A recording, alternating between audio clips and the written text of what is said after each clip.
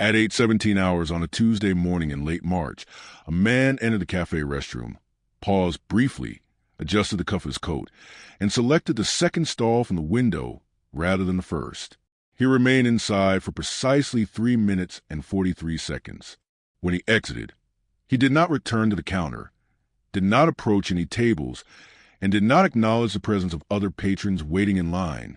He turned left upon leaving, merging into pedestrian traffic without noticeable change in pace. No one followed him. The sequence was subtle, almost imperceptible, yet precise, marked by consistent timing and deliberate movement.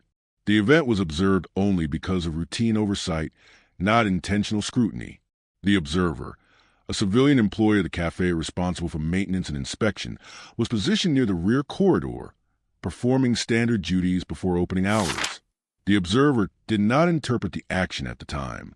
Only the precise timing and repetition would later suggest significance. The cafe occupied a narrow corner property near a tram junction, 2 blocks from municipal offices, and within walking distance of several foreign trade missions. Its location placed it on intersecting commuter routes without fully belonging to any single neighborhood, making it a transitional space that absorbed pedestrian and vehicular movement without becoming a focal point. The storefront faced east, allowing morning light to enter and reflect across the interior, creating diffuse illumination that highlighted movement but obscured detail. Inside, the floor plan was long and shallow. Tables were arranged to maximize seating capacity rather than comfort, and counters were aligned for efficiency in service. The restroom corridor was situated at the rear, partially hidden by a tall refrigerator unit and service counter, visible primarily to those already familiar with its location. The layout produced both access and concealment, creating a space that could be used repeatedly without drawing attention to its function or its users. The restroom itself was unremarkable in design. 2 stalls, 1 urinal, a single sink, and a mirror mounted slightly off level constituted the entire interior. The tiles showed signs of repeated repair, with grout lines no longer aligning perfectly at corners. The ventilation fan activated automatically when the door closed, producing a low hum that masked quieter sounds. The lighting flickered intermittently. Each element was functional and neutral, contributing to a sense of ordinariness. The space was used briefly, often overlooked, and largely forgotten within the broader rhythm of the cafe. Occupancy rarely exceeded a few minutes. Exit and entry were efficient and unremarkable. The room's physical characteristics, layout, lighting, acoustics, combined to make a quiet, controlled space within the public environment of the cafe. The civilian observer first encountered the restroom as part of normal operational routine.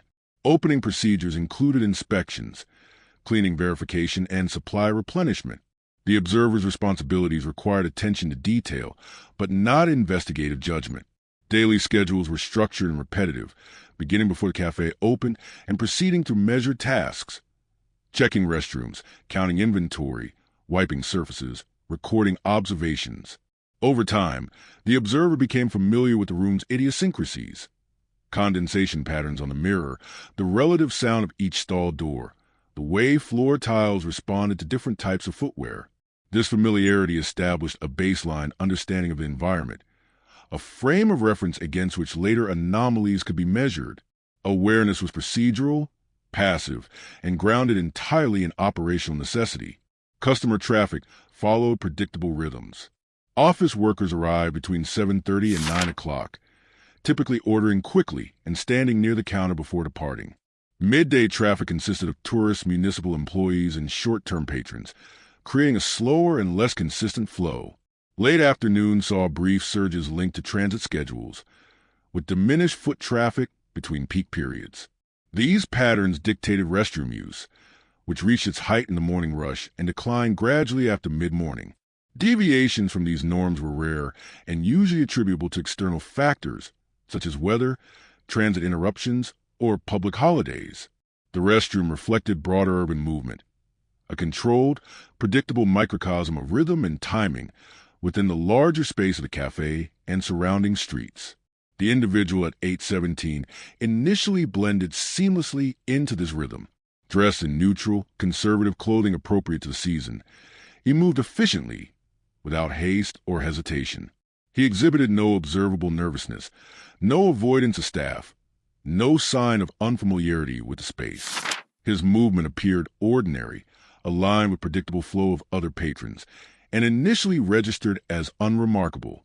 Only the timing of his entrance and exit, repeated consistently over subsequent days, distinguished him from the majority of cafe visitors. These actions did not disrupt operations, nor did they attract attention. They were subtle in nature, embedded within routine, and unnoticeable except through repeated observation and record-keeping. Over the following weeks, the observer noticed similar restroom usage patterns occurring at nearly identical times each morning. Entry and exit sequences followed consistent intervals, often independent of cafe patronage or service activity. The visits were short, solitary, and detached from consumption of products or engagement with staff. They were not daily, but occurred frequently enough to suggest pattern over chance. The observer did not record identities or personal characteristics initially, focusing only on times, durations, and sequences. Entry at 8:14, exit at 8:18. Entry at 8:21, exit at 8:25. Repetition was a defining characteristic. No evidence of casual usage existed. No accidental lingering, social interaction, or disorderly behavior disrupted the environment. The actions were efficient, precise, and routine. Environmental factors reinforced perception of normalcy. Trams arrived punctually. Pedestrians adjusted pace according to signals. Delivery vehicles paused briefly before continuing along predictable routes. Background noise from engines, conversations, and machinery created a continuous auditory backdrop. These variables reinforce the assumption that observed behaviors were unremarkable, allowing subtle deviations to exist without detection. Observers relied on routine exposure rather than formal surveillance. Patterns were understood intuitively, measured against baseline familiarity with operational flow, and monitored without conscious investigative intent. Awareness of repetition and timing alone became the framework through which behavior could be documented later as anomalous. Operational adjustments occurred naturally. The observer slightly shifted cleaning schedules to accommodate morning demand, positioning closer to the restroom corridor without drawing attention. From this vantage, peripheral vision allowed monitoring of movement through reflections and partial sightlines. Small consistencies were noted: positioning near the corridor entrance, avoidance of counter-interaction, and immediate departures following restroom use. These patterns emerged gradually, captured without confrontation, observation, or interference, recorded in mental logs aligned with habitual tasks. There was no suspicion, only documentation of irregular rhythms in otherwise mundane activity. No interaction occurred between observer and patron. Doors opened and closed, ventilation engaged automatically, and the restroom functioned as intended. The observer did not intervene. There was no visible evidence of misconduct, and routine operations continued uninterrupted. All observations were procedural, recorded indirectly through schedule alignment, spatial awareness, and habitual monitoring. The significance of these patterns remained unassigned, residing within operational memory and continuity rather than analytical interpretation or formal investigation. Routine itself became a repository of unnoticed activity, quietly documenting repetition without conscious recognition. Espionage remained an abstraction, distant and irrelevant to daily operational concerns. The Cold War existed in headlines, official statements, and historical discourse, not within maintenance logs or tile corridors. Observer focus remained on functional responsibility, maintaining environmental order, and ensuring operational continuity. No assumptions were made regarding purpose, intent, or affiliation of patrons. Deviations in rhythm were noted, but not interpreted beyond procedural scope of work obligations. Routine was maintained, patterns were observed, and awareness grew quietly without alarm, speculation, or analytical framework. By the end of the month, predictability emerged in restroom usage. The observer could anticipate occupancy intervals without identifying individuals, relying solely on timing, environmental cues, and sequence recognition. Awareness was procedural, shaped by repetition, exposure, and habitual presence rather than intentional scrutiny or investigative curiosity. The restroom remained accessible, overlooked, and unremarkable, Yet the repeated sequences indicated an underlying precision operating within ordinary infrastructure, unnoticed and unexamined within the broader rhythm of daily life. The cafe itself remained unchanged.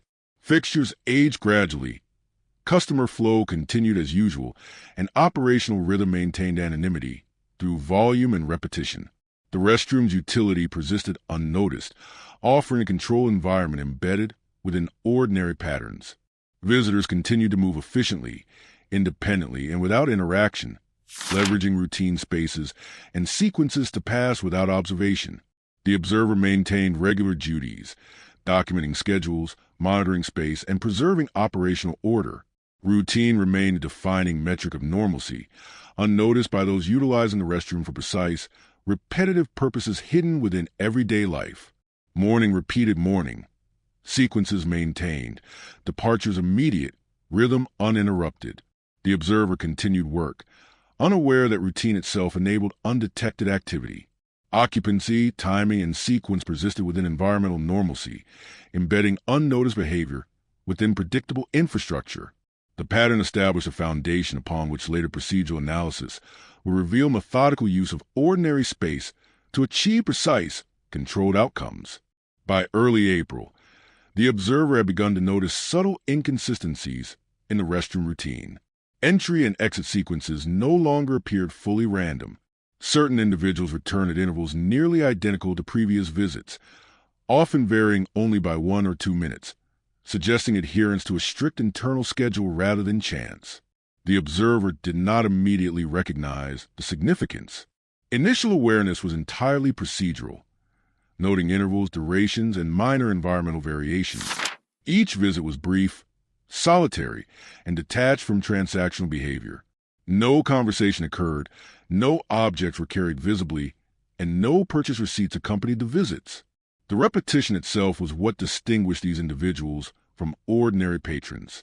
On April 3rd, at 8:19 hours, a man entered the restroom corridor, paused at the entrance for 4 seconds as if assessing the space, then proceeded to the stall. The observer noted the exact sequence of movement.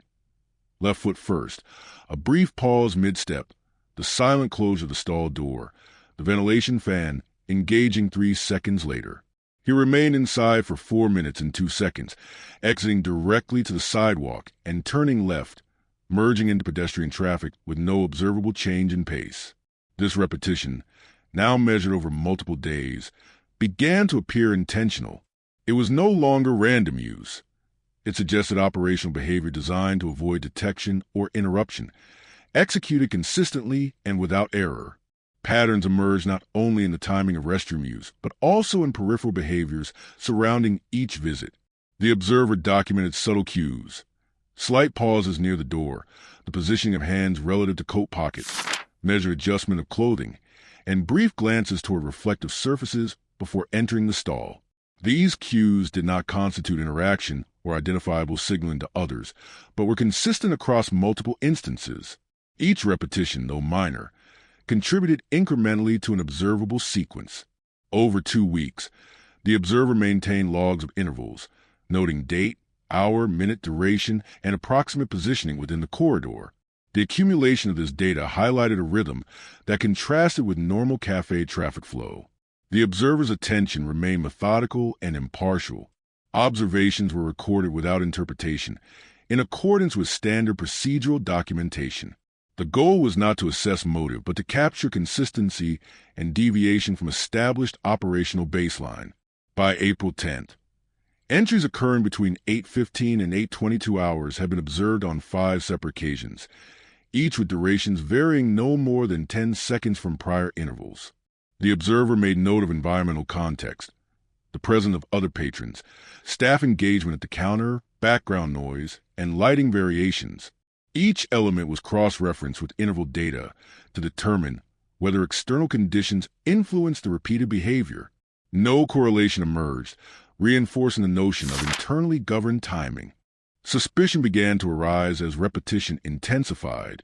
On April 12th at 8:16 hours, a man entered the restroom and paused briefly in the corridor. Unlike previous observations, this time another individual lingered near the entrance without entering the restroom, appearing to wait. The observer recorded the timing to the second, noting the alignment between the corridor pause and the eventual exit of the primary individual. The secondary person did not speak, gesture, or make contact. Their presence was brief, lasting 14 seconds before departure. Although still circumstantial, the convergence of two individuals near a controlled space suggested coordination. This event marked a transition from pattern recognition to preliminary concern. It was procedural rather than emotional, grounded in measurable behavior. The observer adjusted position slightly to monitor corridor activity without altering standard duties. Observations included partial reflections in mirrors, shifts in foot traffic outside the restroom, and transient changes in patron flow. Minor physical details were recorded: coat styles, footwear, posture, timing of hand movements. The observer maintained logs of movement sequences and intervals, cross-referencing each new occurrence with prior entries. Each incremental deviation from baseline, a pause of 1 second, a glance in a specific direction, a variation in stall selection, was documented as part of a neutral, systematic record. The accumulation of these details increased awareness of deliberate operational behavior within an otherwise ordinary space. By April 15th, a discernible escalation appeared. Two separate individuals were noted entering the corridor within minutes of one another, each following similar patterns: pause, stall selection, measured entry, time duration, and direct exit. Neither engaged with staff, counters, or other patrons. Both merged into exterior pedestrian flow upon leaving, maintaining the appearance of routine activity.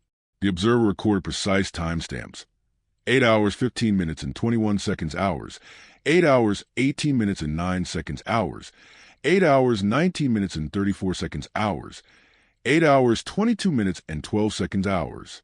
Durations were consistently within a 2-second margin of prior visits. These highly controlled sequences indicated coordination beyond random usage. The observer's role remained passive, documenting intervals, environmental conditions, and physical cues without inference, judgment, or intervention. Physical and environmental characteristics of the restroom were also documented in greater detail. Tile alignment, stall door noise, ventilation patterns, and mirror angles were included in logs. Specific attention was given to the timing of fan engagement relative to entry and exit, the reflective surface visibility from adjacent corridors, and auditory masking potential. These micro-details were cataloged for comparison with observed behavior sequences, providing baseline data to identify anomalies. Environmental consistency made deviations apparent. Subtle changes in visitor behavior, even 1 second delay or 1-step difference in approach, were immediately noted as departures from the established operational norm. Such attention allowed precise measurement of repeated patterns. The observer noted that while behavior was deliberate, it was also highly efficient and controlled. No material evidence was left behind.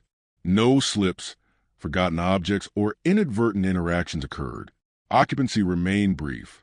Exit was direct. Patrons and staff continued routine operations unaware of irregularities. The observer's logs became increasingly detailed, capturing dates, times, intervals, environmental context, positioning, movement subtleties, and the presence of other individuals within visual periphery. Patterns persisted across multiple days, forming a record of repeated, highly controlled sequences occurring within an ordinary public space. The observer's procedural adjustments continued gradually. Shifts in proximity allowed better monitoring of corridor activity, capturing reflections, subtle postural cues, and sequencing of entries and exits. Logs were cross-referenced daily, analyzed for temporal consistency, and compared against environmental variables such as background noise, lighting conditions, and patron density. Repetition strengthened the ability to anticipate likely intervals. For example, on April 18th, the observer predicted corridor occupancy within a margin of 2 minutes based on prior sequences, confirming the persistence of timing-dependent behavior. These operational observations emphasized precision and regularity. Suspicion continued to build incrementally. By late April, repeated visits demonstrated adherence to microintervals, consistently timed pauses, and strategic positioning relative to staff visibility. Sequences occurred despite shifts in environmental variables, increased patron presence, minor disruptions at the counter, and background noise fluctuations. Such resilience suggested intent and coordination rather than chance. Yet the observer remained impartial, recording facts without interpretation, maintaining documentation strictly according to procedural standards. The observer's documentation included notation of secondary, indirect cues, repeated glances toward reflective surfaces, slight adjustments of clothing, measured hand movements, and minor postural shifts. Each microaction was cataloged alongside timestamps and environmental notes. These secondary details reinforce the impression of controlled behavior, executed to reduce exposure while remaining consistent with ordinary public activity. Repetition and timing were emphasized, providing measurable patterns for later review by higher authorities if required. Observation remained methodical, neutral, and continuous. By the end of April, the observer compiled an accumulated record covering more than 30 entries into the corridor. Each entry included date, hour, minute, second, duration, environmental context, and additional behavioral notes. Patterns revealed strategic consistency, interval repetition, stall selection, corridor pause timing, and exit direction. Peripheral cues suggested awareness of surroundings and intentional avoidance of observation. Each occurrence was individually mundane, yet collectively suggestive of deliberate procedural behavior within ordinary public infrastructure. On April 30th, the observer recorded an event that solidified procedural concern. 2 individuals entered the corridor within a 90-second interval. Both performed consistent pauses, stall selections, and time durations, exiting directly to the street. Both merged into pedestrian traffic without deviation. Observation logs included precise timestamps: 8 hours 15 minutes and 12 seconds hours, 8 hours 16 minutes and 43 seconds hours. Durations, entry sequencing, and minor reflective checks were noted. Coordination was inferred, though no direct communication occurred. Patterns suggest a methodical operational design rather than casual coincidence, highlighting a transition from passive observation to structured documentation. The observer maintained a neutral stance throughout. There was no assumption of espionage, illicit intent, or criminality. The focus remained on documenting behavioral consistency, environmental context, and procedural adherence to work responsibilities. Repetition, sequence, and timing were quantified for potential reference by external authorities. At this stage, suspicion was professional, observational, and grounded in repeatable, measurable sequences, rather than conjecture, interpretation, or emotional reaction. The accumulation of detail established a foundation for escalation, the next procedural phase, and potential federal involvement. By May 1st, the observer's logs reflected over 4 weeks of detailed documentation, forming a temporal and spatial record of repeated activity, environmental conditions, and microbehavioral cues. Patterns were no longer coincidental. They demonstrated measurable consistency, coordination potential, and procedural precision within a public, unremarkable space. Observation continued as routine, silent, and procedural. Suspicion existed as a consequence of empirical documentation, grounded in precise measurement of timing, repetition, and environmental context, without assumption, judgment, or interpretation. By early May, the accumulated logs maintained by the civilian observer had begun to reveal patterns that exceeded the parameters of ordinary concern. Entries into the restroom, previously noted only for their consistency in timing and duration, now coincided with peripheral behaviors suggesting deliberate avoidance of observation. The observer had documented 34 individual sequences, including the minor pauses, reflective glances, and measured stall selections noted over the preceding month. At this point, the observer made a procedural decision to escalate documentation.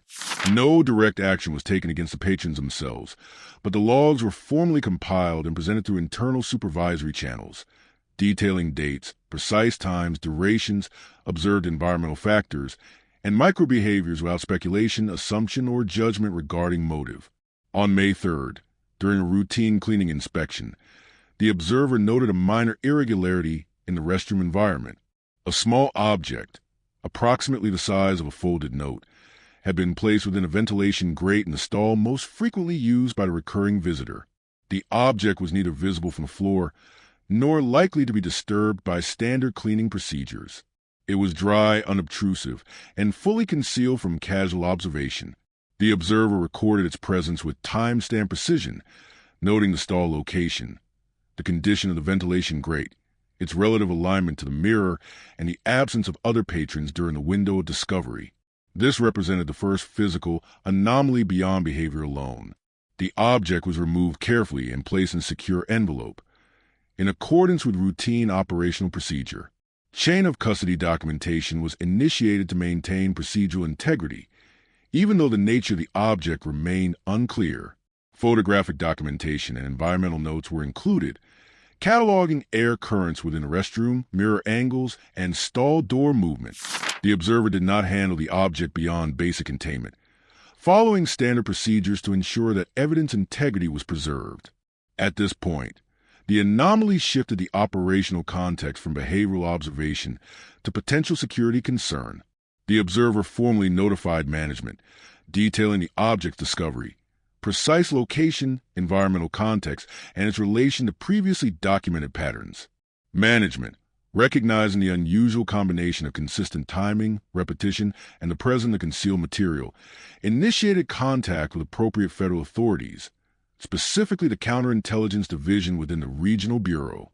At this stage, involving the federal agents transformed observation from a localized operational concern into a matter requiring procedural investigation. All subsequent actions were guided by established federal evidence protocols, emphasizing chain of custody, environmental documentation, and neutral procedural observation. Federal agents arrived on site within hours to conduct a preliminary review. Initial action involved verification of the observer's logs, environmental measurements, and direct inspection of the restroom layout. Agents recorded spatial dimensions, mirror angles, stall door function, ventilation patterns, lighting conditions, and foot traffic metrics. All observations were time-stamped and documented meticulously. Agents did not confront individuals during these initial stages. Instead, they focused on establishing a baseline understanding of environmental conditions, historical patterns, and observed behavioral sequences. Data from the civilian observer formed the foundation for procedural analysis. Analysis of the object revealed that it contained a small, folded microfilm container, designed to be moisture-resistant and difficult to detect without deliberate inspection. The content suggested information storage rather than casual material.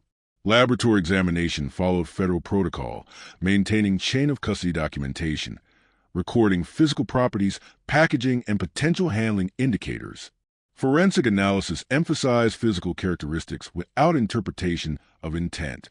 Each procedure was documented, and data was retained in secure records.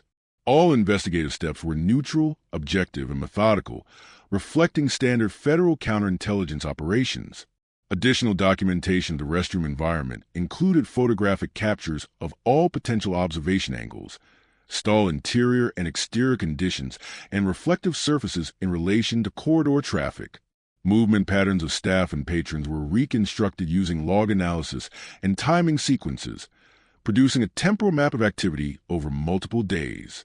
Agents cross-referenced these data points against the civilian observer's logs, noting the alignment of repeated entries, stall selection, pauses, and reflective checks. Each micro-behavior was quantified, measured, and recorded without interpretive commentary, reinforcing procedural integrity of the investigation. Further observation revealed that the restroom had been used as a form of indirect operational space. Entry sequences, duration, and exit patterns corresponded with periods when external pedestrian density was sufficient to mass movement, but not so high as to impede rapid egress. Agents noted that the space allowed brief concealment without confrontation, provided visual obstruction from casual observation, and relied on natural urban patterns to remain unnoticed. The sequence of events suggested familiarity with the environment, adherence to precise timing, and deliberate exploitation of architectural features. All procedural conclusions were derived from empirical data rather than assumption or interpretation of intent. Federal agents subsequently expanded observation beyond the restroom to include adjacent corridors, street access points, and immediate building perimeter. Movement sequences were recorded at high temporal resolution, including pedestrian flow, vehicular timing, and environmental noise levels. Agents noted the correlation between observed restroom occupancy and surrounding environmental conditions. No direct engagement occurred with the individuals observed. Rather, Emphasis was placed on establishing procedural documentation of patterns, identifying potential operational windows, and assessing the likelihood of coordinated activity. The approach remained methodical, neutral, and grounded in empirical observation. By May 10th, preliminary assessment identified the individual observed by the civilian as a potential intelligence asset. Identification was derived entirely from behavior. Repeated, timed use of the restroom, consistent pause intervals, reflective glances, and precise egress patterns. Agents documented these sequences over multiple days, comparing current observation against historical data collected by the civilian observer. No assumptions were made regarding specific allegiance, intent, or content of transmitted information. The designation as an asset reflected only procedural classification based on measurable behavior and environmental exploitation, not judgment or accusation. Subsequent steps involved controlled retrieval of further physical material from the restroom, employing surveillance and containment protocols. Agents maintained observational positions outside the restroom, monitoring entry and exit sequences in real time. Timing, duration, and movement patterns were cross-referenced against existing logs. When the asset entered the corridor, agents noted alignment with prior sequences, stall selection, reflective pauses, and exit timing. Any deviation was recorded for comparison. Environmental conditions, light, mirror angles, ventilation, background noise, were systematically logged to contextualize behavior. The procedures maintained strict neutrality, emphasizing observation and documentation rather than intervention. The federal investigation proceeded to internal interviews and procedural analysis. The civilian observer was interviewed under standardized protocols to confirm dates, times, durations, and behavioral notes. The objective was to integrate the observer's data into the federal operational framework without influencing content. Detailed questions address environmental layout, observed sequences, microbehavioral cues, and prior anomalies. All responses were documented, time-stamped, and preserved according to chain of custody standards. No conclusions were drawn from subjective impressions. Only empirical evidence was incorporated. The observer's role was strictly as a witness, providing corroborated data within neutral procedural guidelines. Agents also documented the operational environment for potential retrieval of future material. Spatial mapping included stall dimensions, ventilation pathways, mirror placement, corridor angles, and line-of-sight limitations. Environmental redundancy was accounted for, noting alternative concealment possibilities and potential for repeated use of the restroom as operational space. Logs of foot traffic, pedestrian density, and staff movement were cross-referenced with temporal patterns to assess likelihood of interference. All measurements were precise, neutral, and intended to inform procedural planning rather than immediate confrontation. At this stage, the restroom and surrounding environment were designated as a monitored operational node. Agents installed temporary observational posts and scheduled routine surveillance aligned with observed temporal patterns. Entry and exit sequences, microbehavioral cues, and environmental conditions were documented continuously. Each observed event was logged to the second, including corridor pauses, stall selection, reflective glances, and immediate egress. Material evidence, environmental observations, and behavioral sequences were correlated, providing a neutral procedural record for potential legal, operational, or intelligence action. All processes adhered strictly to federal counterintelligence protocols, chain of custody standards, and methodological rigor. By mid-May, sufficient empirical data had accumulated to confirm that repeated restroom usage was part of broader operational routine. The individual's consistent timing, environmental exploitation, and precision in egress patterns suggested structured operational behavior consistent with countersurveillance techniques. Evidence was maintained as neutral fact, documented sequences, physical object retrieval, environmental measurement, and observer corroboration. No assumptions regarding intent, allegiance, or content of transmitted material were drawn. The federal framework emphasized procedural integrity, empirical documentation, and controlled observation. All subsequent action will remain grounded in recorded, measurable sequences. Following the confirmed retrieval of the microfilm container and consistent observation logs, federal agents implemented continuous surveillance on the individual identified as a potential asset. The operation began at 6:45 hours on May 17th, preceding the anticipated window of restroom use, based entirely on historical timing patterns recorded over the preceding 6 weeks. The surveillance team consisted of 3 plainclothes agents assigned to distinct positions, one position across the street for lateral observation, another stationed inside a nearby building to capture vertical sight lines through reflective surfaces, and a third mobile unit assigned to follow any exterior movement along pedestrian corridors post-exit. Each agent maintained a written log with second-by-second timestamps for all observed behavior. The first monitored entry occurred at 8 hours, 16 minutes, and 12 seconds hours.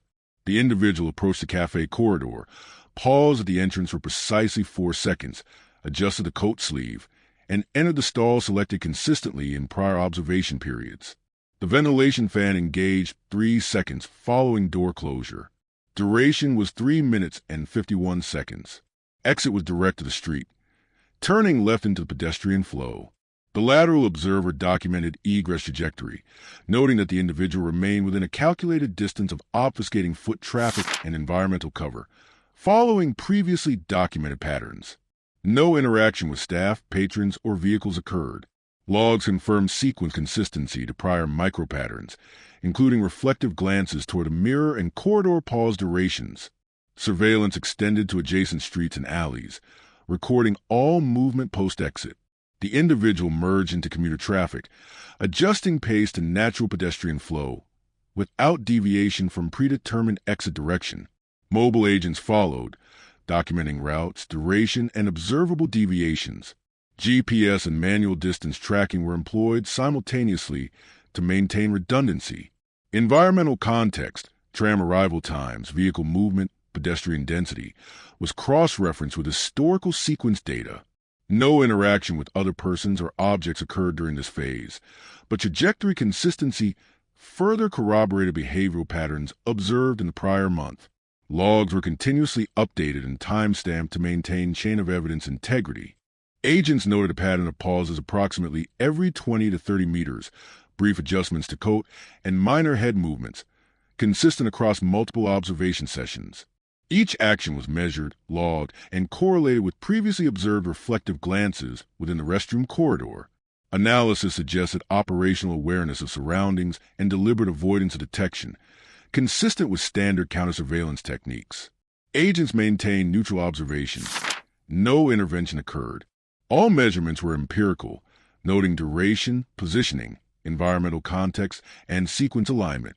Secondary cues, including peripheral gaze direction and micro-adjustments of clothing, were cataloged to identify potential dead drop procedures. On May 19th, agents documented the first suspected dead drop exchange. At 8 hours, 18 minutes, and 47 seconds hours, the asset approached the base of a utility pole located approximately 15 meters from the cafe exit. A small object, previously noted during the initial federal retrieval, was placed in a hollow cavity in the pole. Timing, placement angle, and environmental conditions were meticulously recorded. A secondary individual, observed previously in corridor proximity, appeared 41 seconds later, retrieved the object, and departed along a predetermined route. No communication occurred between parties. Environmental conditions were consistent with prior documented patterns. Light, pedestrian density, and background noise all matched historical sequences. Data was logged for later cross-reference. Analysis of retrieved material confirmed microfilm content similar to prior objects. Laboratory processing adhered strictly to chain of custody protocol, documenting storage, handling, and transport. Agents recorded environmental conditions during retrieval, including light exposure, wind patterns, pedestrian density, and potential interference sources. Timing of the exchange aligned with prior corridor pause data, suggesting continuity of operational routine and adherence to pre-established sequences. Observations remained neutral and procedural, emphasizing measurable fact over inference or conjecture. Each micro detail, from pause duration to reflective glances, was logged for subsequent analytical review.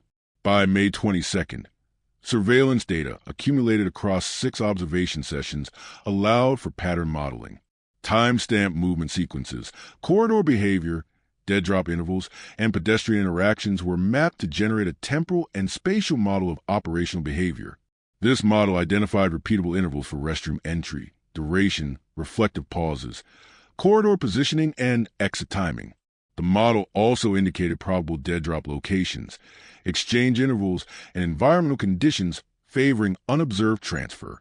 Each step was documented empirically, emphasizing procedural fidelity rather than interpretive conclusions. This modeling informed operational planning for controlled interception. Identification of the asset required correlation between multiple data points. Entry sequences, reflective glances, pause durations, stall selection, exit trajectory, and dead drop placement aligned consistently with repeated micropatterns. Agents maintained neutral procedural language in logs, avoiding interpretive labels. Identification was technical, based solely on repeatable behavior sequences and environmental exploitation patterns. Secondary verification included cross-referencing prior civilian observer logs with federal observation timestamps, confirming continuity and accuracy. All documentation emphasized empirical correlation, temporal precision, and procedural neutrality. Subsequent operational planning included controlled interception at the moment of predictable dead drop engagement. Agents selected observation positions and secondary follow points based on temporal modeling derived from historical sequence data. Surveillance maintained environmental integrity, capturing pedestrian density, vehicular movement, light levels, mirror reflection angles, and corridor visibility. The asset's timing, posture, and movement remained consistent with previously documented behavior, confirming alignment with operational predictions. The intervention plan remained procedural: monitor, document, retrieve, and secure material evidence without premature engagement. The interception occurred at 8 hours, 19 minutes, and 52 seconds hours on May 24th. The asset approached the designated dead drop location, placed a microfilm container within the predetermined cavity, and departed along a predictable trajectory. Secondary agents followed retrieval, noting timing intervals, positioning, and exit path of the secondary individual. All movements were documented to the second, including environmental context and microbehavioral cues. The asset's identity was verified through previously correlated sequences, confirming consistency in corridor behavior, stall selection, pause duration, reflective glances, and exit trajectories. Physical retrieval was conducted under controlled conditions to maintain chain of custody. Following interception, agents conducted forensic analysis of retrieved material, documenting size, weight, packaging, and condition. Environmental factors at the moment of placement were recorded: light angle, pedestrian density, wind direction, and auditory background. Movement sequences leading to and from the dead drop were compared with historical corridor observations to ensure consistency and reliability. Secondary cues, including postural microadjustments and reflective glances, were cataloged. All procedural steps emphasized accuracy, neutrality, and empirical measurement. No assumptions were made regarding the content beyond physical analysis of the microfilm container. Interrogation of the asset followed procedural federal guidelines. Agents documented responses, behaviors, and microgestures while maintaining neutral observation. Recruitment pathway, operational methods, and motivations were summarized objectively, noting only procedural facts. Details regarding coordination with external handlers remained incomplete. All indications suggested an external party outside jurisdiction, identity undetermined. The interrogation emphasized sequence documentation, timing of instructions, placement of material, corridor behaviors, and micro-adjustments in posture. Neutrality was preserved. Handler's identity remained unresolved, creating operational ambiguity consistent with Cold War intelligence uncertainties. During post-interrogation review, agents compiled detailed operational documentation, including movement sequences, corridor microbehaviors, dead drop intervals, retrieval patterns, environmental conditions, and secondary observation data. Each step of observation, retrieval, and questioning was logged in chronological order with timestamp precision. Identification of the asset was supported by empirical data rather than interpretive conclusion. Environmental factors were incorporated into analytical models to predict future behavior. Observational integrity was maintained, emphasizing procedural rigor, empirical analysis, and neutrality in documentation. All sequences were verifiable and reproducible for further review, operational planning, or legal processes. By May 30th, the asset had been removed from public operational space, with microfilm material secured and documented. All surveillance logs, environmental measurements, and observational sequences were collated into a comprehensive record. Identification of external handlers remained incomplete, with potential coordination suspected but unverified. Interrogation confirmed operational methods and timeline adherence without revealing complete external structure. Neutral documentation allowed future investigation without interpretive bias. Procedural records preserved empirical data, temporal sequencing, and environmental variables for ongoing analysis. Surveillance and analysis emphasized precision, repeatability, and methodical observation consistent with Cold War counterintelligence methodology. Following the identification and control retrieval of multiple microfilm containers, federal agents initiated a limited operation aimed at intercepting the external handler believed to be coordinating the asset. The initial planning phase began on June 2nd, grounded entirely in the accumulated empirical data. Corridor timings, restroom usage sequences, dead drop placement intervals, and pedestrian flow measurements. Agents constructed a temporal and spatial model predicting the probable approach of the handler to designated dead drop locations. Operational positions were assigned with precision, including observation posts at street level, building vantage points, and mobile surveillance units along projected egress paths. Each agent maintained time-stamped logs of environmental conditions, pedestrian density, and observed behavior, adhering to rigorous procedural standards. On June 5th, at 8 hours 17 minutes and 3 seconds hours, the predicted operational window commenced. The asset approached the restroom corridor in accordance with established patterns, paused for 4 seconds at the entrance, adjusted coat sleeves, and entered the designated stall. Duration was 3 minutes and 55 seconds. Environmental conditions were consistent with historical data. Overcast sky, ambient pedestrian density of approximately 20 individuals within 50 meters, tram movement intervals matching prior sequences, and consistent auditory background. The observation team maintained neutral surveillance, recording each second with precision, including reflective glances, corridor pauses, stall selection, and exit trajectory.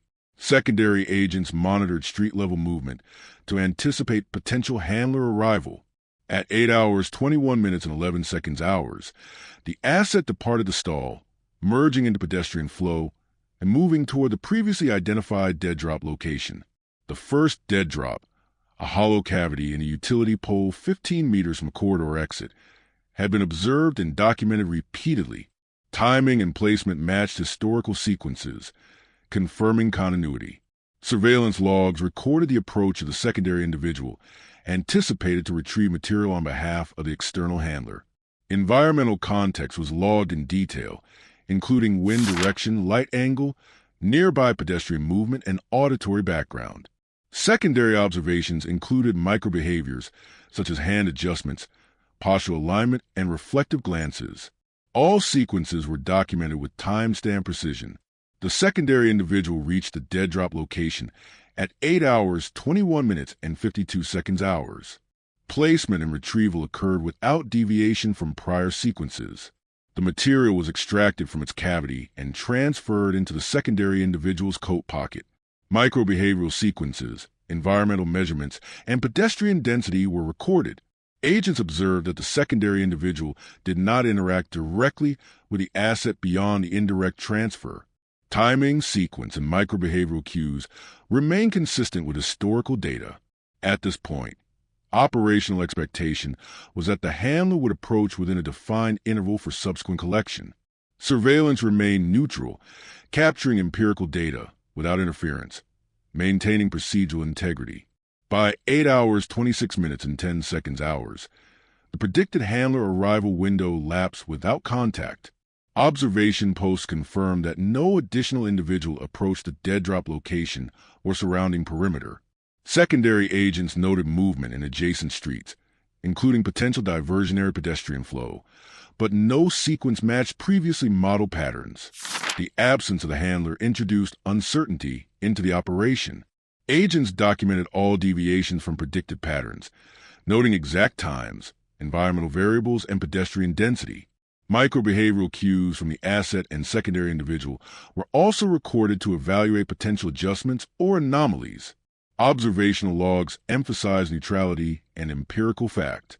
Subsequent attempts to predict and intercept the handler over the following week failed to produce measurable contact. Agents conducted continuous surveillance, employing the same temporal and spatial models derived from corridor usage, dead drop intervals, and environmental conditions. Each potential approach window was documented, including entry sequences, pause durations, reflective glances, and egress trajectories of both the asset and secondary individual. No external handler was observed directly engaging with material. Deviations from predicted sequences were logged, including variations in pedestrian density, light conditions, and environmental factors. All procedural steps adhered to federal counterintelligence protocols, emphasizing empirical observation over conjecture. During this period, additional surveillance of alternative dead drop locations was conducted. Utility poles, building recesses, and corridor-adjacent spaces were monitored for material placement or retrieval. Environmental measurements were recorded, including mirror reflection angles, ventilation patterns, street-level pedestrian flow, and auditory background. Microbehavioral cues were cataloged, including hand adjustments, pauses, reflective glances, and subtle postural shifts. Despite comprehensive monitoring, no evidence of external handler approach, retrieval, or coordination was observed. Agents maintained empirical documentation, preserving chain of custody for all collected material while continuing neutral observation without direct engagement. In the absence of direct contact with a handler, procedural analysis focused on internal management of the asset. Interrogation records were reviewed, confirming timeline adherence, operational methodology, and previously established micropatterns. The asset's cooperation remained procedural, adherence to corridor sequences, dead drop placement intervals, and reflective behavior aligned with empirical observation. Identification of the external handler remained unresolved. Agents noted that sequences were consistent with prior documentation, but lacked direct confirmation of communication pathways, collection procedures, or operational hierarchy. All documentation preserved neutral observation, emphasizing measurable fact over inference. By June 15th, federal review determined that continued attempts to intercept the handler presented diminishing operational returns. The external party's absence during predicted windows, lack of engagement with secondary agents, and failure to appear within monitored zones indicated probable operational awareness of surveillance or deliberate avoidance. Agents documented all prior sequences and deviations, maintaining empirical logs for future review. Environmental context, temporal sequencing, and pedestrian density remained recorded. No assumptions were made regarding handler identity, location, or operational intent beyond measurable deviation from predicted patterns.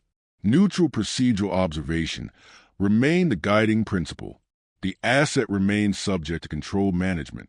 Material previously retrieved was secured in federal custody, including microfilm containers, envelopes, and environmental documentation. Observational logs, timestamps, and environmental sequences were cataloged, forming a comprehensive procedural record. The asset underwent additional questioning to verify operational sequences and adherence to pre-established routines. Interrogation focused on empirical fact. Corridor entry timing, stall selection, pause duration, reflective glances, and dead drop intervals. Coordination with external parties remained unresolved, with no verifiable information on handler identity or location. Neutral documentation ensured that all records were accurate, verifiable, and empirically grounded. By late June, procedural assessment concluded that the external handler had successfully avoided capture or direct observation. Agents compiled all empirical data, emphasizing observed sequences, microbehavioral cues, environmental measurements, and temporal alignment of repeated actions. Deviations from predicted patterns were cataloged, but no interception occurred. Operational ambiguity persisted. The asset was managed within legal and procedural frameworks, with microfilm material secured and all documentation preserved. Analysis highlighted operational precision of both asset and external handler while maintaining neutral observation standards, emphasizing measurable fact over interpretive conclusion. The asset underwent sentencing for unauthorized possession and transfer of sensitive material. Court records emphasize procedural findings, including sequence documentation, microbehavioral observation, and retrieval of physical evidence. Observational integrity and chain of custody adherence were noted in procedural reports. The external handler remained unidentified and outside jurisdictional reach. No direct operational contact had been established. The federal operation concluded with partial success. The asset was apprehended, material secured, procedural documentation completed. Yet the external handler eluded detection. Neutral procedural language characterized all reports. In the aftermath, federal agencies archived complete observation logs, surveillance data, environmental measurements, and sequence documentation. The external handler's identity, location, and operational pathways remained unresolved. The asset's procedural compliance and micro-pattern documentation were preserved. Surveillance sequences, corridor microbehaviors, dead drop timing, environmental context, and pedestrian flow metrics were cataloged for historical reference. The operation was formally closed with acknowledgement of incomplete resolution, emphasizing neutral fact, empirical measurement, and procedural observation. Cold War ambiguity persisted as a defining feature. Sequences confirmed, actors partially identified, yet key operational elements remained undetermined. Final analysis highlighted several unresolved threads. The external handler avoided all predicted engagement windows, and sequences suggested awareness of federal observation. Environmental exploitation, timing precision, and corridor behavior reinforced operational sophistication. The asset's documented behavior confirmed adherence to prior sequences, but did not provide actionable information regarding the handler. Procedural logs remained intact, emphasizing empirical observation, measurable sequences, and neutral documentation. The unresolved status of the external handler, combined with partial success of the operation, reinforced the inherent uncertainty characteristic of Cold War intelligence operations. Patterns were measurable, sequences were predictable, yet ultimate control and identification remained elusive. In conclusion, the operation underscored a combination of precise behavioral observation, methodical surveillance, and empirical documentation in Cold War counterintelligence methodology. The asset was apprehended, material secured, and procedural records preserved, yet the external handler remained unidentified and unengaged. Operational uncertainty persisted despite exhaustive surveillance and controlled observation. Empirical data captured microbehavioral sequences, corridor patterns, environmental factors, and timing intervals, providing a complete procedural record while preserving the unresolved ambiguity intrinsic to Cold War intelligence operations. Neutrality, precision, and methodical observation defined all investigative steps, maintaining empirical integrity while acknowledging incomplete resolution.